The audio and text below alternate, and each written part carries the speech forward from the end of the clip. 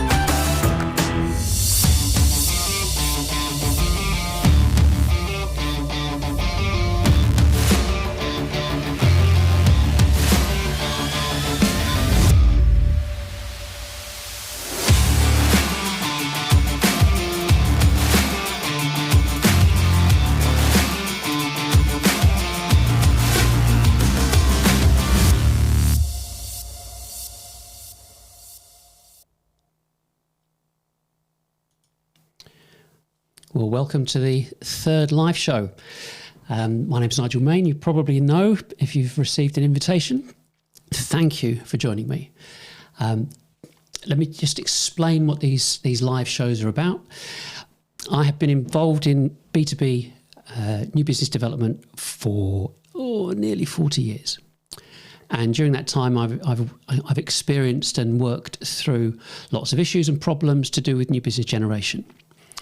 And one of the critical things is that the ways in which we were told that new business development, new business generation should work, don't work. You know they don't work, so do I. Everybody knows that it just works after a fashion. You have to kind of put up with it. But this is just the way it is. And so keep quiet, carry on. I'm not one for rolling over and just accepting the status quo. I don't believe that. Everything's got to be challenged. And that's what we've done. We've spent a good few years not exploiting, but pulling apart the things that the large organisations said are supposed to work and analysing them to understand why they don't work. The bottom line is you don't do enough business. Nobody does. And there doesn't seem to be a mechanism to change that. So we're kind of left in this limbo of what we can and can't do. I did mean to say that one of the things, you start off a show and it's a live show and it's like, hi, how are you? What have you been doing? Have you had a good week? All this kind of stuff. And I'm thinking, I should have said that right at the beginning, but I didn't. But we have to look at the things that we do in the course of a week. And I think that's partly where part of the kind of some of the problems exist, because we look at what marketing is supposed to do for businesses. You have salespeople that are expectant of receiving some kind of information, and you have marketing in these large teams that you expect great work from them. I mean, I migrated 2 websites this week from an older version to a newer version. I had to update loads of software and so on. They're both up and operational, and they've both got A grade on. It's a platform called GT Metrics, which looks at speed and so on. I sent emails out to the list. I set this up. You look at all of the work that's being done, and I think, wait a second, that's just me doing it. I mean, I set all this up. You think, well, the thing is that for one person to be able to do all this work, how many people have you got working in your organisation doing what? Now, one of the things, I'm going to go onto this, excuse me, I don't know what's happened now. I'm going to go back and see if that comes up again, because that shouldn't be offset like that. But let me just go back to one. Oh dear, we have a technical problem. What should I do about this? What I might do, but you have to bear. See, this is why it's live. Okay, this is the whole thing about live. So what I need to do, I need to X out of my slideshow here, and then go back into it. Glasses on. Go back into it, and theoretically, this should be okay. Oh, why does it do these things? You have everything's been working, everything's been fine, and now it's not. You will bear with me. It is what it is. It's live. So I'll unplug that. I'll plug it back in again. Wait for that to fire up.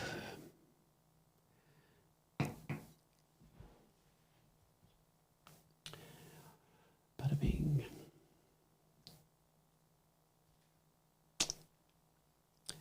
Welcome to my world. The thing is that when you have when you're using all this technology, it's part and parcel of it is to, let me just go into it again. Bingo. Oh, hang on. I'm just going to introduce you to someone before I go to the next part. Come in. Hello, everybody. I'm Liz. Unfortunately, I can't join you today because we're really busy on calls. And so I just thought I'd pop in and say hello to everybody. And I'll leave it in Nigel's capable hands because, as you can see, he's very capable without me. Hope you all have a good week. Enjoy the show. And I will be joining Nigel at some point in the not too distant future. Great. Thank you. See you in a bit. I think, one of those things is that it's important that you know who we are, what we do, how we work. I mean, even with things going wrong. I mean, so yeah, this is part of the technology environment that we all live in. So theoretically, if I go to this next one, there you go. CEOs stop steering towards the iceberg. Now, the point about the CEO bit. Yes, it's pretty obvious. Everyone wants to sell to a CEO, but the trouble is, it's who is giving the CEOs the advice? I'll come on to that in a minute. But this show and the other shows, most of the other shows except next week, most of the shows are geared and tailored and directed towards CEOs, CROs, CGOs, VPs of sales and people in sales.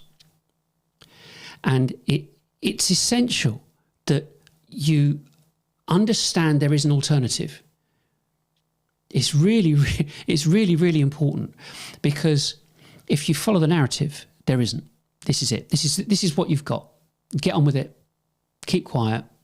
And if you don't like it, you can get lost. That's the attitude in companies from big tech, martech, and so on. So we look at this. What's the crux of this? The crux of it is that digital marketing technology was designed for the consumer market. It was not designed for business to business. Consumers buy in a certain way. You and I buy in a certain way. We do not buy our software or products for our business in the same way that we buy a pair of jeans. Does not work. Or how we'd buy a car, or how we'd buy insurance, or how we'd buy a house. We just don't. Do you like it? Go and buy it. When it comes to business, if it can't produce an ROI, don't talk to me. And that's the absolute reality. That's just absolute fact. You know it, I know it. And because it's never worked as it was promised, it creates this, I hope you can read that writing at the bottom, it creates little empires for people in marketing. It's critical. I am critical. Now, the thing about this is that my kind of shocking way of presenting this is what I would suggest is you remove your digital marketing teams. Stop using them. And you're thinking now, wait a second, he's already not even 10 minutes into it, and he's talking about getting rid of the whole marketing team. Yep. You think I'm mad. I'm not. I'm furious. You have to understand this. It's absolutely critical. I've been doing this for nearly 40 years. I know what I'm talking about. This is what's going on. This is what the marketing fraternity are doing inside businesses. They're whispering into the ears of CEOs, and it's killing businesses. And you think, well, okay, I can see that. Salespeople watching this are going, yep, that's it, yep. The guy, he's on the money. Yeah. So who, why, what? It's just like a silly theory until you look at that and you go, well, actually, who's driving it? Well, big tech, marketech are driving it. Why wouldn't they? Why shouldn't they? They're in business to sell SaaS. They don't need loads of salespeople. You employ them. They're called marketers. It's the marketers that are telling you what to do here. And do that often enough, you'll believe it. So says Daniel Kahneman. So Daniel Kahneman writes this book, Thinking Fast and Slow. Some of you may have heard of it or read it. And basically, to nutshell it, you've got three elements. You've got thinking fast, which is instinctive thinking, because you understand this, and thinking slow. Pretty obvious. But thinking slow is being considered and looking at research. So the third element to this is the marketing industry, which functions and operates on repetition. If you think about that, you've been told the same thing for 20 years by everybody associated to marketing. All those marketers you've hired and fired, every single one of them has said the same thing again and again and again, and you've fired them because, or got rid of them, or they've left because they haven't cut the mustard, they haven't actually made it happen. But you've heard the same thing again and again and again, and therefore you believe and perceive that you know about marketing. But you do, but you kind of don't. But why should you? You're not going to go and do all the research to attempt to justify the employment of somebody else. You're not going to do it. You're going to accept, you do what Steve Jobs said. We employ highly paid people to come and tell us what to do, not for us to tell them what to do. And that's the reality. That's the absolute reality. So if we look at business, if we look at what's been going on, what's happening, we have to define success. So you look at the average tenure of a CMO is 18 months. It's been like that for 7-8 years now, here in the States. CROs 2.5 years. And it's not on there, but CEOs 7 years. There's a pattern. Why? Why is there a pattern? It's because of a lack of business. It's not actually happening. So the CMO is the one kind of at the rock face, almost. He goes first because he'll come in, get a new job, 3 months to get it all set up and decide what he's going to do, 12 months to execute, and 3 months to find a new job. And the CRO will go through a couple of CMOs and realise actually it's still not happening. And then the CEO, speaking to the investors, says, well, I'm changing these people and it's still not happening. We're still not getting the figures that we expect. Maybe we need a new CEO. It's shocking. It's really bad. I mean, you're looking at that, looking at the business failures. Is that... Someone else going to have to let me know if that looks okay on your screen. But basically, first, second, third year, 20, 30, 50% of businesses go bust. 70% 10th year. I think that all adds up, if I've got my maths right, about 91% of businesses that start up go bust. And the thing is with business, and we're looking at turnover, the average turnover per person per annum is about 120 grand. Smaller companies, it can be less. It's not that much more. I mean, it's between 100 and 120 grand pounds. Okay, pounds. I did some research on business process management companies, on enterprise architecture and RPA, robotic process automation. All of those companies, all big companies and so on, the average across 75 companies was $144,000 per person per annum, which is 120 grand. So you've got to hold that thought. You've really got to hold that thought. And while I'm thinking about it, I am doing this because I want you to get this. I've got nothing to sell. There's no pitch at the end. Says, I've got this bit of software. There's no pitch at the end. I want you to get this. I'm going to be doing these streams every week. You can watch them on Catch Up. You can look at them. I'll come onto the website later. But there's loads of information and content because I want you to get it. I want the business community to change the way that they market themselves and generate new business. Because you can. Okay, so I come back to it. So here we are, we're doing 120 grand per person per annum. And then you realise that Google do 2 million per person per annum. And I've got something for you on Google a bit later. Don't think, well, that's Google, isn't it? Microsoft are 1 million. IBM are 500,000. Amazon are 300 and something thousand. Then multiply that by the number of staff they've got. I mean, ergo, you will arrive at their turnover. So you think, okay, well, that's business failures. What about businesses that get investment?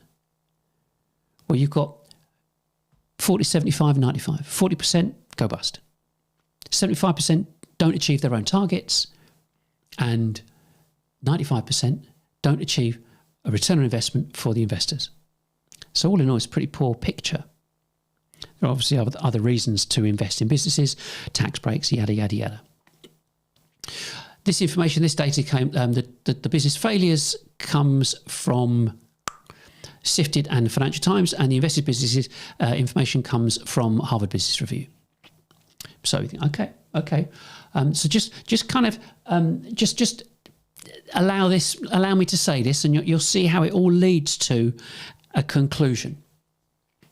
Typical business structure. This is what all B2Bs do. You've got marketing automation, demand gen, lead gen, ABM.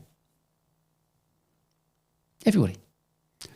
And then you've got your tactics, which is your blogging, pay-per-click, reverse IP lookup, and gifting. I can't remember this. So we've got 95% of businesses hate filling out forms, and that dates back to 2014. And now demand-based say 100% of businesses don't want to fill out forms, which renders your demand gen, lead gen infrastructure for marketing automation completely useless. If you can't get the people that you want to speak to and engage with to get them to fill it out. You've then got telesales. Most people have got telesales and BDRs. Dress it up as BDRs, but it's still telesales. And they've currently got a 300-to-1 success rate. But the tragedy of this is that marketing are given KPIs and they are rewarded for achieving those KPIs. And salespeople are sitting there going, like that. You've seen the meme with John Travolta, from Pulp Fiction. It's like, so where's the business? Where's the leads? And marketing say when they go, you've got all the leads you need. You just can't sell. And you've got these people thinking, I've been doing this for 20 years. I know how to sell. And the reality is, marketing have never sold direct, never seen the whites of the eyes of the person selling. So there's this like I showed earlier from Lord of the Rings. You've got this evil being spoken into CEOs who are being forced to believe it because there is nothing else. And the marketers are kind of hiding behind the CEOs going, see, you can't, you're not doing it, we're doing it. We've got our KPIs. Mind you, your pipeline's crap. And it's just, you can't have that. And so you've got, looking at your analysis, because that's what you have to do. You've got to do an analysis. You've got to look at what costs are being incurred through this activity called new business development. Don't call it marketing, just new business development. But because it encompasses everything. As you can see, you've got marketing SaaS.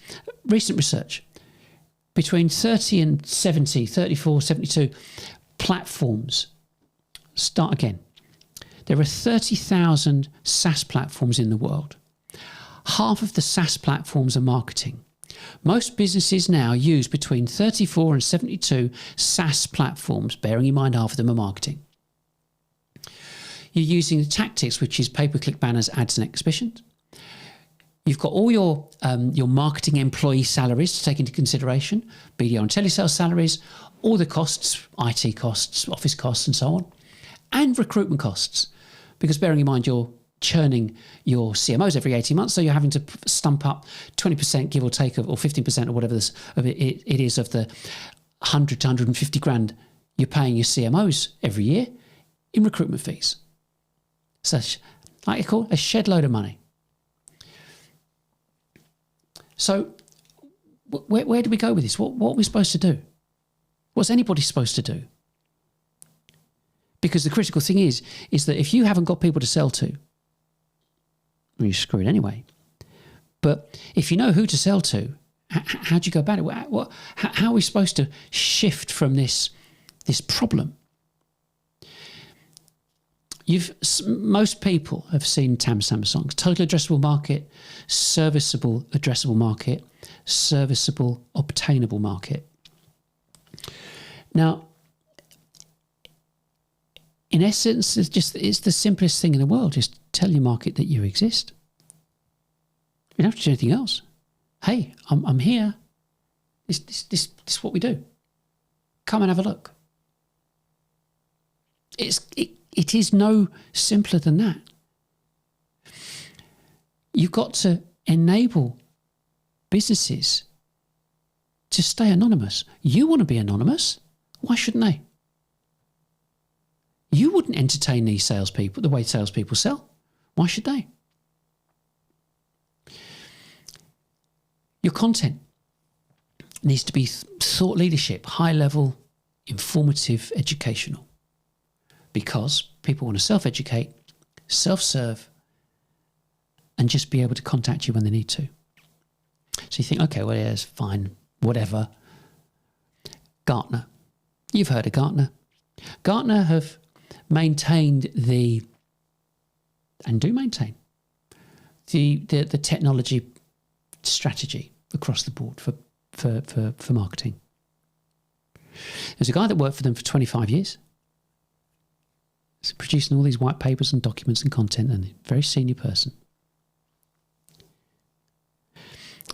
His last article that gets published in Harvard Business Review says, actually, businesses want to self-serve, self-educate, and they'll buy from you when they're ready, when they can establish an ROI, and you can help them do that online.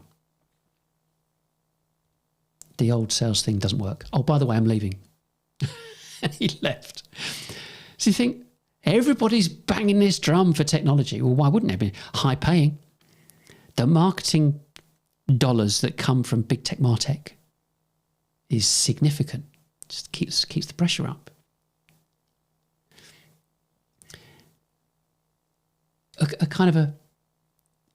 Something that's, I guess, is pretty obvious. No one's looking for you. The people that you want to sell to are not looking for you. They're busy. You're always busy. They'll dip in when they need to. We as business owners, we're not fools. We're pretty bright, actually. We run companies. We employ people. We know what our business needs, pretty much. We know what's available on the market because we employ lots of different people, and these lots of different people know what the products are, and if it's relevant, they tell us, or we already know. So we don't need, as if it was a car, we don't need someone to come and tell us, can I have a look at your car? Well, why would you want to do that? Because I want to see if there's anything wrong with it. Well, why do you want to do that? Well, if I can see if there's anything wrong with it, I can charge you some money to fix it. And the bottom line is we'll only buy something, we'll only invest our time in something if we know that there's a definitive or definite ROI to be obtained. Because that's how it is. It's always been like that. It's never changed. And the salesman pitches up as if they're, God's gift, and it's like, who are you? You've never run a company before in your life. You're telling me how to run mine? Really? So it's difficult. It's constantly difficult. And so, you kind of get onto these different areas. What are people doing? Well, you've got this mechanism, you've got this strategy in place. And again, I kind of come back to the central point here, is it's imperative that you understand what you're doing and why you're doing it, why it doesn't work, and what the alternatives are and why. You have to, and you can walk away from this and go, not interested. You can click away now. Not interested. It's fine. Not bothered. But the critical thing is that it's like, I wonder if Nigel's actually got something here. 40 years is a long time to be doing this. He must have learned something. And that's what this is. So look at something like SEO. Why do it? Why should do it? You see all these SEO companies, use our SEO, do this, do that, yada, yada, yada. Well, I said earlier on that these mechanisms were designed specifically for consumers. So if people that you want to sell to don't want to fill out forms and are not looking, why are you doing it? Why do SEO? There's a couple of things. There's a desire to be on the first page of Google. It's a pride thing. So, look, first page, look at that. Some of the stuff you see on the first page of Google is years old when it comes to B2B. It's years old. It's just not, it's not updated. There's no competition. People don't know how to do it. In many cases, not every, in many cases, they don't know how to do it. So the whole thing about SEO, it means you're passive. You know, your salespeople, you want to beat them up with a stick, beat them with a stick to get out there and get amongst it. But your digital marketing is passive. You're sitting there waiting for someone to find you. So the content that's being produced is not thought leadership. It's scant, minimal information. You know, a certain number, a few paragraphs in a blog with a daft picture. And it's that bit of information, that URL link is chucked onto LinkedIn or wherever you want to put it, and say, read our blog, and tell the rest of your staff to go and share it. It's like, you're not doing that. And the thing is that what people don't realise is, apart from it having to be educational, is that it needs to be of a certain length that's recognised by the search engines. Google, go with Google. So what's the ideal length? Well, between 2,000 and 6,000 words. You think, well, that'll take someone forever to write. Yeah, that's right. Yeah, it will take them a long time. Yep. But because you've got blogs, there's this thought process that you've got to keep producing it again and again and again. Oh, we've got to do another blog this week. We've got to maintain our visibility. We'll keep the blogs going out. No, you don't. Not at all. Why? You shouldn't have blogs anyway. You should have articles for a start, because you know your market, you know your target market, you know who you're writing for and why. And so now you've got that identified. You want to produce information, educational information that will educate your prospect, for them to go, do you know what? That company's nailed it. That's really good. I like that. You can't do it in a blog. Google want you to do bullet lists, indexes, navigable, so you can click on it to go to your different sections, H1, H2, H3, bullet lists, number lists, graphics, infographics, video. They want you to create content that is really juicy, that really, really sticks, gets people to read it. Businesses don't do it. Too much effort. Well, we've got telesales, haven't we? So then you've got these other two things. EEAT. Experience, expertise, authority, and trust. Your content must exude, and your website must exude those four things. I should have put it on there, I forgot. The really useful content update just happened. People have seen their content go through the floor, because Google is looking to ensure that they're delivering the best content. Yeah, Google. Because they're not your customer. You might ultimately be writing for your customer. Yeah, I get that. We all get that. But you are writing on behalf of Google. You are writing content for Google. Google has the pick of the crop. It will put forward what it thinks is going to be relevant to its customers, not yours. Google's customers. Google wants you to write for them, so people keep going back to Google and engage with the Google ecosystem. Never forget that. And once you've done all that hard work, you've written it, you've edited it, you've asked people, what do you think? You put it on your website. You've then got to make sure you got a sitemap. And then you can upload and refresh your sitemap and repost that to Google. And then once you've reposted that to Google, you've got to make sure Google then discovers it. Once it's discovered it, it'll crawl it, but it won't index it. Not necessarily. And then eventually you want it crawled and indexed. My crawled and indexed and crawled not indexed stuff changes constantly. It goes up, goes down, goes up, goes down. And Google can just knock it out, stop it. So you've done all that work, loads of content. It's not indexed, so nobody will ever find it. It's a scary thought. You have a massive website and you've got a tiny fraction of the amount of content that you've produced is actually indexed and visible on Google or any search engine.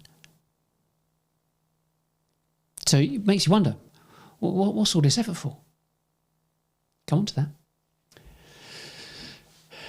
You got pay-per-click then. Because if it's not working on SEO, you use pay-per-click, right? Makes sense. Same thing again. You use pay-per-click because you want to be in page one. As long as you're bidding higher than anyone else, you'd be fine. It's passive again because you've got to wait for someone to come and look. So they should be in the market, I hope. The content's not thought leadership. It's not educational. You've still got these short articles that are being produced and not the long form content. Still not adhering to EEAT. Yet it links to a landing page. And your landing page, you want contact details. Oh, but we know 97 to 100% of people don't want to fill out forms.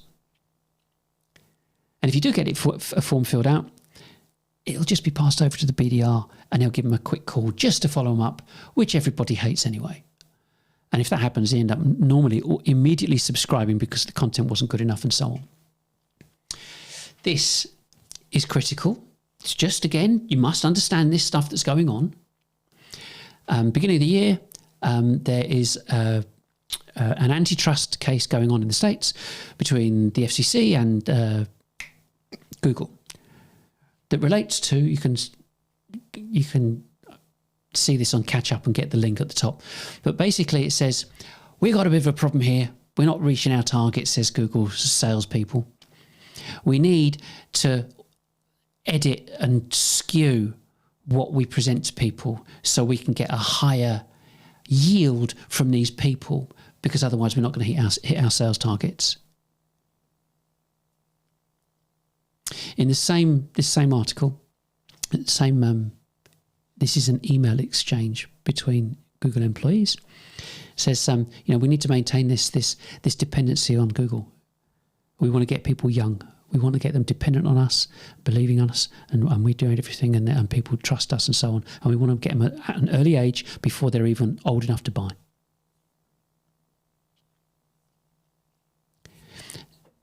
So you've been given all this information. There's a lot of information to take on board here.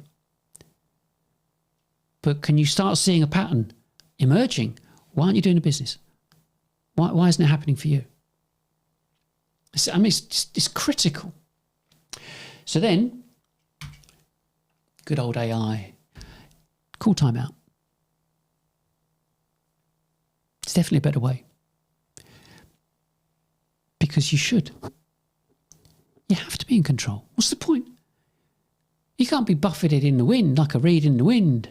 You cannot have that. You must be able to control the path that you've chosen to follow or carve out for yourself. You must be able to. The final bit about the visibility bit is banners. Why do banners? Well, this is the beginning of bringing this all together, because you have a total addressable market. You can bandy some figures, some numbers around. Say, for example, you want to deal with companies that have got 50 employees or more. There are 44,000 companies in the UK that have 50 employees or more.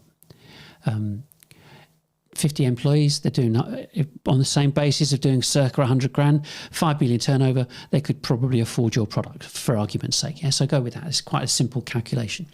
You're not going to sell to 44,000. Let's take 10,000. So you go with 10,000, buy 10,000 name database, costs you 3.5 grand, or you should already have it. Your marketing people should have already got you to buy that. If they haven't, show them the door. So you've got a 10,000 name database. Of those 10,000 people,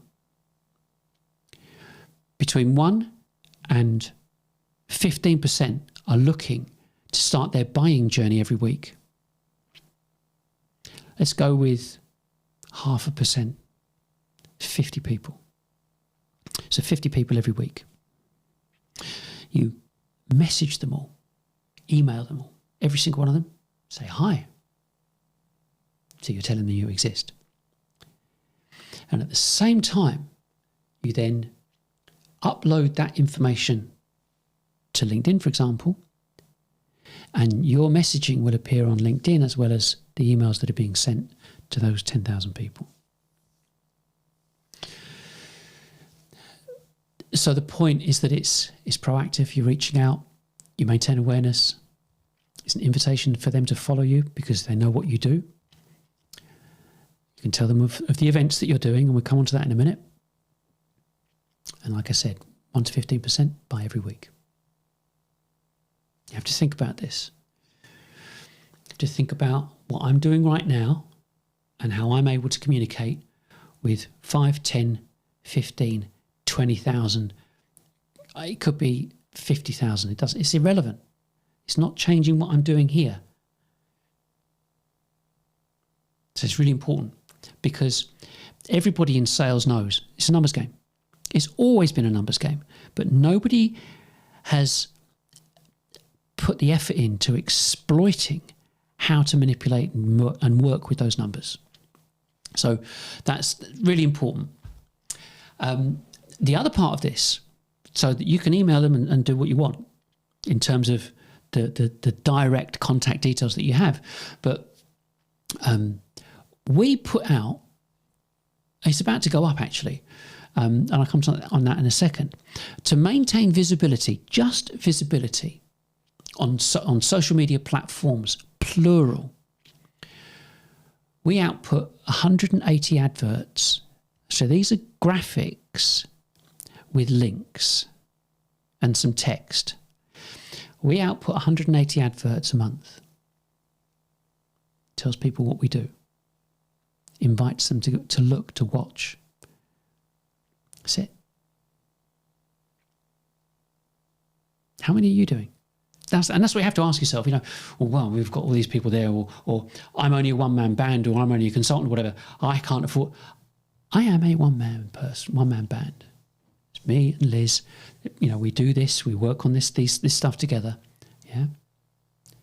Liz also has a day job as well. So there's no excuse from anybody in any marketing capacity to say, oh, we haven't got the staff or resources or whatever to do that. Absolute rubbish. This is where we start turning marketing on its head, and it has to be turned on its head. So the point of this, of sending this information out, is I am encouraging and recommending people look at the content, not the product, not consultancy that I can offer, the product. The content. Getting people to look at the content, because the content's educational. The content means they can stay anonymous. The content means they can self-educate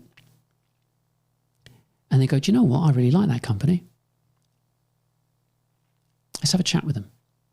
That is the best you can do. Thinking that you can just find someone who's just looking to buy there and then, we both know it just never happens. Well, it's happened to me, but it never happens on a regular basis. You wouldn't start a business based upon that. That's just a bit of icing on the cake. We've got a whole structure called Social 444, which explains it. There's downloads and information on the website, and we use a company called Recur Post. Other people use Hootsuite. There's a variety of different companies that do the automated posting of information and video. Video adverts can be posted on a regular basis, and we're starting those shortly, because it's all about showing you what's achievable, what's attainable, what's doable, because otherwise it's hot air, it's nonsense. I mean, this is basically what we do. We have everything. So we have a live show, we do videos, we've got recorded videos. We do direct podcasts and lift information off this. This will be converted into a podcast as well. We've got downloads, we've got articles, we've got infographics. I think that's it. All in all, I published a book a while ago, and a book as well. All in all, the numbers of characters that we worked out is something like 750,000 words. Not characters, words. On our website. So there's loads of information, loads of content there, and we've got company pages, we've got group pages, personal pages, and it's all about distribution of information and making it very, very accessible for anybody, because that's how it works. That's how we all work in B2B. So one of the things that we can start with I mean, I've jumped straight into green screen because this is just an interesting kind of first taster about this. So we've got all this this live streaming gear, and part and parcel of this is, you can have a single camera, or you have multi cameras and lots of different hosts, and there's so many different ways you can use this type of technology, and that's ostensibly what I'm advocating, is do this. Cameras cost next to nothing. I've got some kit here. I'll just show you this. This is basically the setup that we've got. We've got different cameras, different camera angles. Oops, didn't mean to put that. Different button. That's the camera over here. As you can see the kit. So we've got podcast and video players and a switch box here. I don't touch that. I just touch this this little device down here, which is called a Stream Deck, and that enables me. That enables me to do the lower thirds, or to switch to that view, or go back to a main view like that. All of this stuff, this is kind of prosumer, so not quite consumer, but it costs next to nothing. You can use that. You can use an iPhone. I mean, that's the whole point of this. If you follow the Apple stuff recently, the iPhone 14 and 15, the quality of cameras are so good. And if your staff have got them, you can use them. You can go live right now. And this is the point. I can reach, over the course of a week, I reach 100, 200 people. I couldn't do that on the phone. I couldn't get that FaceTime with them. I couldn't get them to listen to me on a call or at a meeting. I mean, if you look at how many minutes, this is important, how many minutes do your salespeople spend in front of prospects, actually speaking to them face to face? It's negligible these days. So you have to have a mechanism in place that enables you to do this. So so using the green screen stuff, yeah? You've seen this, you've seen Fox News, you've seen all this kind of stuff in terms of the news. Yeah? Tucker Carlson, Nigel Main. It makes me smile because Tucker Carlson, Nigel Main. It's just, okay, his lighting's different, he's a bit bigger in the screen. No different. Pop up a green screen, you've got Fox News. Plus one of these boxes. But that's the point of this. One person can do this. Think about how many people you've got in marketing. Think about how many people you think you should have in marketing. Think about how many people in marketing think they should be retraining themselves before they get fired. Because that's the reality. If they're pushing, which they are, if they are pushing, you've got the serious angle. If they're pushing these strategies and tactics that were designed for B2C, well, actually, guys, we're going to start selling to businesses, which makes everything you've been saying and doing redundant. See ya. Oh, is that too brutal? Oh dear, never mind. I'm serious. I'm deadly serious. Because what are you going to do? You're, okay, no. We can't get rid of the people. We can't fire them. We've got to keep them. So I don't know where it is. It's a bit further down. But it's, if they do what they have always done, you will get what you've always got. It's fact. Marketing have had 20 years to get this right. And meanwhile, over all that time, we've all been on a promise from people in marketing, and they have royally let everybody down. It's a real shame, but not insurmountable. So what we've got here, this is to help you. This is a page on our website. It's Go Live. It's at the across the top of on the menu. Step by step, everything you have to do. Documents, downloads, videos, picture, everything. Everything is there.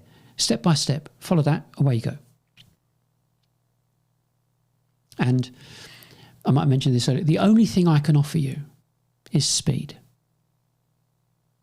Can't do anything. I can't do anything other than that, just to help you make it happen quickly. And the thing is, if people have got information, kind of we've got this website, we've got all this information, what we're supposed to do, where we're supposed to start, what's the best thing? Well, that's where we come in. Doesn't take long, won't take long. Even doing this, I mean, speaking to your staff wherever they are, managing this from wherever you are, it's not a problem. I mean, you've probably got space anyway for a studio, people working from home. Ideal, get a studio set up. Camera, mics and lights, that's all you need. And a box to switch it, press one button I press and I stream. Right now I'm streaming on LinkedIn, Facebook and YouTube simultaneously. Stop streaming, and it's all recorded. Using Restream, I can restream it again and again and again, all week, as long as I remember. And reach more people than your entire BDR team. Don't care how big they are. The only difference between me and you is my database is smaller than yours. That's all, because I can only deal with a certain amount of business at the same time. But if you've got salespeople, happy days. You've got people that you have employed that are gregarious and outgoing enough to do this, sit in front of camera. They know their product. They always have. Just get them talking about it. If you've got someone here, you got like Liz came in, you got doing the like a podcast, a recorded podcast. They're talking to each other. Recorded interviews and multiple person engagement has the highest watch rate than anything else. Because people working from home, they want to be included, they want to be part of something, they want to be involved with it, they want to learn. So, the opportunities are just, and like I said, the opportunities are staggering, and that's everything that you need to know. You take some time to look through on the website. The whole thing about this, it's critical. This is about changing the way that you do business.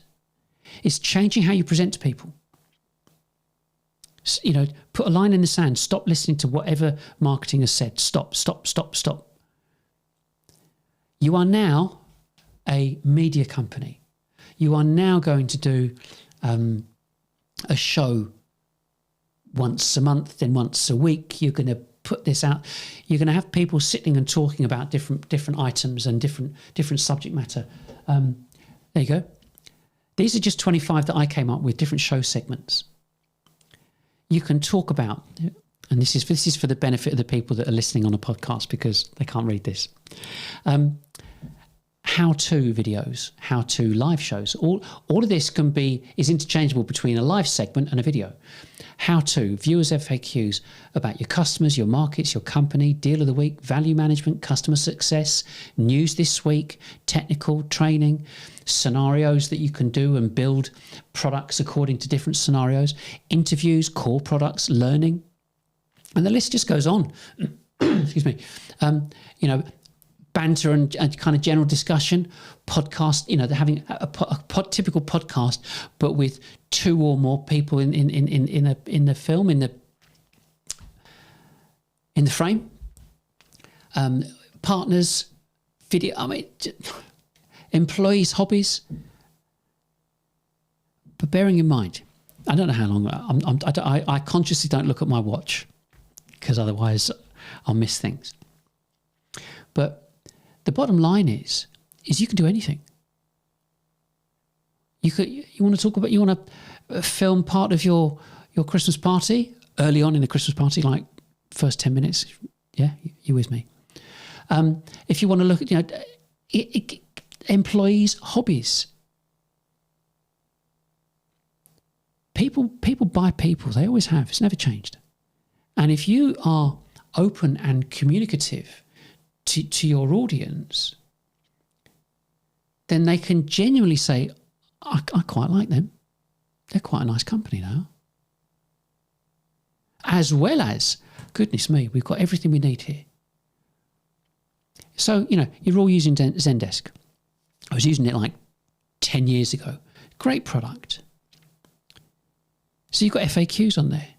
I'm assuming at the bottom of your FAQs page, you have a contact box, a messaging box. So if the answer isn't there, they can ask you the question straight away. You have got that, haven't you? But the point is people have always got questions. People always want to know how to do things.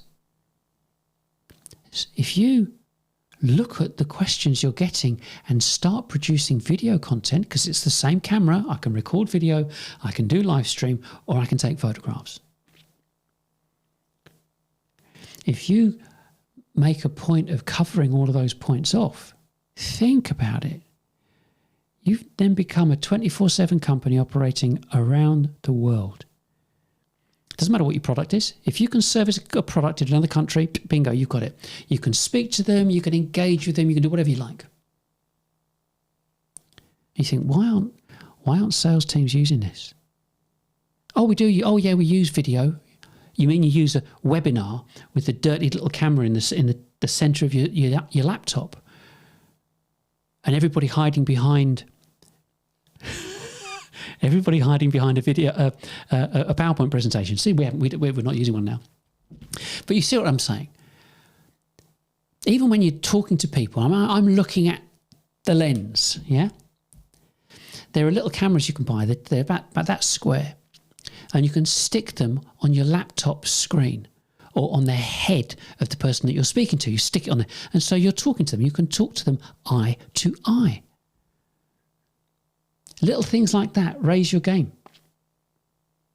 And the critical thing about this is that the cost involved with this kind of only would be the banner cost incurred because you're uploading your database to LinkedIn.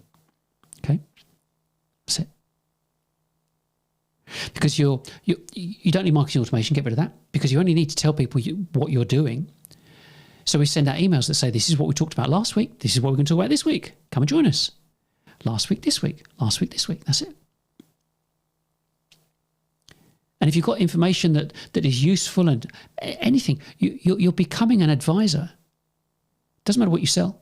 If you're in B2B, you're becoming a thought leader, an advisor, and you've got all the attributes and component parts that means that people are able to engage with you even though you're not there. You have to think about it. There's no choice. I'm not saying, go back and do what you were doing before. And your salespeople are going, no, don't. We've got to change. We've got to do something different. And if you look at the numbers, so once all this is set up, so say for example, someone comes into your company and sets all this up. There's loads of people around that do it. So they set all of this up. You go, so how do we use it? Well, turn all the buttons on, and when you want to go live, press that one button. How hard can it be? You've bought all the kit, revenue expense on a balance sheet, 3 years. So that's finished with. And you can spend anything from $5,000 to $500,000. I mean, you know, a couple of cameras, some lights, a microphone, and so on. That's it. It's nothing. You think how much money you spend every month on pay-per-click. Yeah. So that's the point of this. It's like, you know, thinking when we finish this very shortly, you think, so let's just listen to this guy. He told me to get rid of everybody in marketing, start again. Yeah. And we can reach more people than we've ever reached before. Yeah.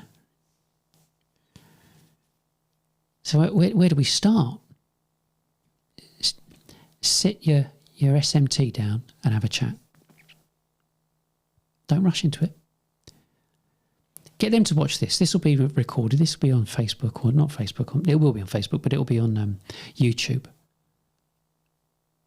Or even give them this link. If you got to this on a link, it stays on LinkedIn, I think, indefinitely.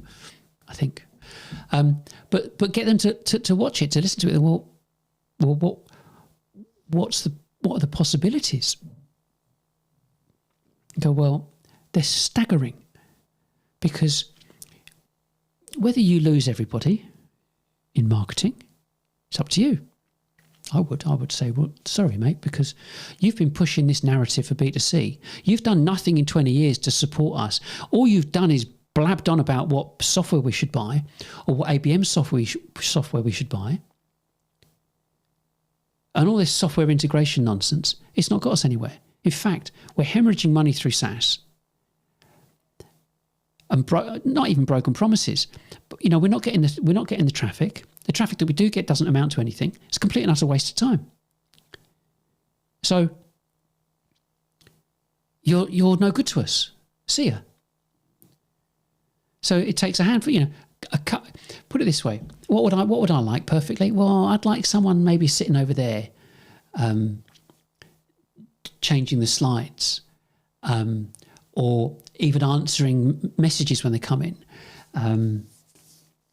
You could probably, it could be okay. It would be okay for two people. And then in terms of what I'm doing, it's a bit difficult for me to have lots of people with me doing a show, because it is entrepreneurial, isn't it? You look at something, you realise a problem, you spend years work identifying it, analysing it, and then defining an infrastructure from start to finish, how to implement something like this as a defined strategy, documented strategy, and then put everything online. Because for what I do and what you do, you have to do everything in reverse. So you have an idea. Once you have an idea, you've got to write about it. Once you've written about it, you'll do a website and gauge the interest. As you're gauging the interest, you're creating content and information. You've defined your product. You could go down with an Eric Ries lean startup and do a minimum viable product, or you can have a different kind of engagement process with your prospective customers and complete the thing in the first place without making them guinea pigs, which nobody likes. In business, because business critical, it's different if it's for consumers. Very different. So, you look to do this. You've created the information, you've created the content, you've got the content onto the website, you've got the product available on the website, people can go buy. And once you've got all of that done, then you can start talking about it to people, pointing them to the website to read about it, to buy it. You can't do it the other way around. Same with me. So when it comes to what you're doing, I would say it's very feasible. You don't have to fire everybody, but they do need retraining quickly, and they can do it in their own time if they value their job. It's up to you what you want to do. But you know where I'm coming from. The University of YouTube, spectacular. Everything's on there. Or get them to read the website. It's a big website. Get them to read everything. Consume all of it. There is no tracking. There's no email forms. No nothing. And that's what this is about. So once you've got all of that set up, a couple of people from a technical perspective to make sure all of this is set up, and then you've got the content. We went through that. This list here is 25 show segments. You got to prepare for the shows. But once you've done the shows, they're available forever. And that's the same logic to your content, because you produce great content, not loads of it, as in written content. Produce great content. Update it and change it. That's what your website and what the software structure expects of you. It expects you to update it. For example, you've got a salesperson. They're not on target. What do? You don't just fire them straight away. You go, well, what are you doing? Why aren't you reaching target? What's happening? Right. That's what you're doing. You're doing that wrong. You shouldn't be doing that. Change that bit there. And now go off and make sure you don't do that again. Same with your articles. If your articles aren't getting read, why not? So this is the critical part. It's very difficult to do that when you're just relying on SEO. If it's not indexed in the first place, it will never get read. If you're sending someone to read it, then you can use products like Google Tag Manager to see how far down the article people are actually reading it. Do you go, great, it's being read. If people are only reading 25% and clicking away, you go, maybe we need to change the intro. That's what the software expects you to do. That's not what happens very often, if at all, in B2B. So when it comes to your presentation of video and streaming stuff, you can do what you like. Once this is finished, I can then put a transcript with it if I want to. You can get auto transcripts done in whilst you are actually speaking. It can be embedded. You can do it. Take those transcripts, put them onto paper, put them as part of the document. It's all about that's if you want to go and pursue this visibility through Google, but it doesn't work. It's no point. What you want to do is you want to be telling your prospects, come and watch this. Go and watch that. Create multiple adverts that promote different parts of the content that you've provided. You could have 20 adverts for one piece of content, whereas the mindset before, we want to have 20 pieces of content. No, what's the point? That's the critical thing about this. Create great content. So when even getting copywriters, there's some great copywriters around. Get them to write really good, long-form, engaging content and produce 20 adverts. And I say 20 adverts. These are graphics. You've seen my adverts if you've seen me on LinkedIn. They are graphic adverts with information and a link. The link goes to the article or whatever I'm promoting. You can do videos for the same. Hi, this is Nigel. Come and, if you're looking at generating more, blah, blah, blah, come and watch our live show. Click link above and just get a notification. All using the same gear, same kit. So the point, I hope, next week, I'll not next week, the week after, I'm going to show some of the adverts that we've done. Again, if you've got a live show, we'll be back just after these messages, and you put an advert on for your products. Create a half an hour, 45-minute TV show. That's what it is. And you can choose. You can do it live, as this is. This is live, as you saw. But you can also record it and push it out as if it were live. But that takes editing, whereas live doesn't. That's why I say you can sit down, ready to rock and roll. I've got my coffee, got this, that and the other. Go live. Thanks for that. I will see you later. Press stop. No editing required. So you have to think about all of these things because it impacts on the staff.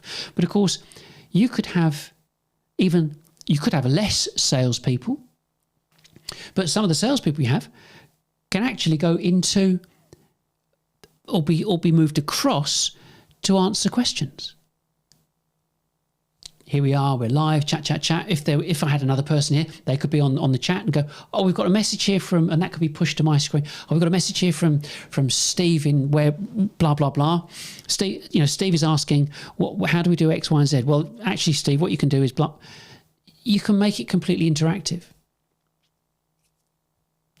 You can even use chat when it's recorded and have somebody answering the chat as a recorded live show. But there's lots of permutations, but the bottom line is that you can reach infinitely more people than you have ever reached before in the history of your company for pennies. Get rid of the tech stack, the MarTech tech stacks. Absolute waste of time, effort and money for B2B. People want to get to know, like and trust. You cannot do that. Blagging them to try and get someone to read something or download something doesn't work. How long will it take you to get to ramp this up? I don't know. How many prospects have you got? How many people have you got following you? There's lots of factors. You might go, a bit scary to put a line through and stop doing it. Do it parallel. Yeah, the fact there's some camera mics and lights and a couple of people to learn how it all works and a bit of training, you're away. Trust me, One will increase, and the other will decrease. That's how it's going to work. So you've taken some time to see that. So there's your technology adoption curve. I know I'm connected to a finite number of people. You have to think about this. This is really important. I'm connected to a finite number of people. We don't have 20, 30, 40,000 people watching us. I don't have thousands of people following me. Why would I? I mean, I've kept my head down for goodness knows how many years trying to work this thing out. But you, how many people have you got following you? How many people can you reach out to? That's what it boils down to. How many prospects have you got? And where are your prospects? Just regional, national, international? Imagine reaching every single one of your potential prospects at the same time. Because that's the only way you can manage the numbers. If your numbers say, this is our market, this is the percentage, this is how many we're getting to see, they're the numbers that you want. You can virtually chuck Google Analytics out the window as well. So you can see the logic of this. I could import a database and reach more people than you have reached in the past 5 years. You have to think about it. And when and we know nothing happens instantly. We all would love it to go, the phone's ringing off the hook. It doesn't happen that way. People have to think about it. But when you look at your figures, when you get to the end of the quarter, when you're looking at what the year's demands are on you, you're looking at what you need to achieve. Look at the grief and the stress and the aggro of doing the stuff that you're doing at the moment that you've always done, because it's just how it is, isn't it? Yeah, when you're going through those processes, think, we've really got to look at this. That's all you've got to do is just look at it and see how it would impact and fit into your business. That's all you've got to do. And it will change your business, period, forever. And it will change the numbers because you're changing the ratios. The whole thing is about ratios. You're selling one-to-one. You go, yeah, and of course we are. Think about it. You're selling one-to-one. You don't want to sell one-to-one. You want to sell one-to-many. But how on earth do you do that? You do this. A prospect can come in, work his way through all the information and content that you've got, watch the videos, look at the FAQs, read and watch the FAQs, watch you live. And the first time you hear from them, they say, hi, I've been watching your information online. Watch your live shows, downloaded something. Can I speak to someone about getting hold of this kit? And that's where your salespeople come in and go, yes, of course. See you on Zoom. Great looking Zoom image and so on, and maintaining their continuity of professionalism with a little camera that's stuck in the middle of his screen. Go, how can we help? Well, I've seen this. I think there's great. I would have salespeople with brilliant green screen backdrops, high quality cameras, the best audio gear going for them to sit on the phone again and again and again and take orders wherever they are in the world. I love it. Absolutely love it. It's just have to be a bit creative. But not too much, because I'm not saying I've done it all, but 95% of it's done.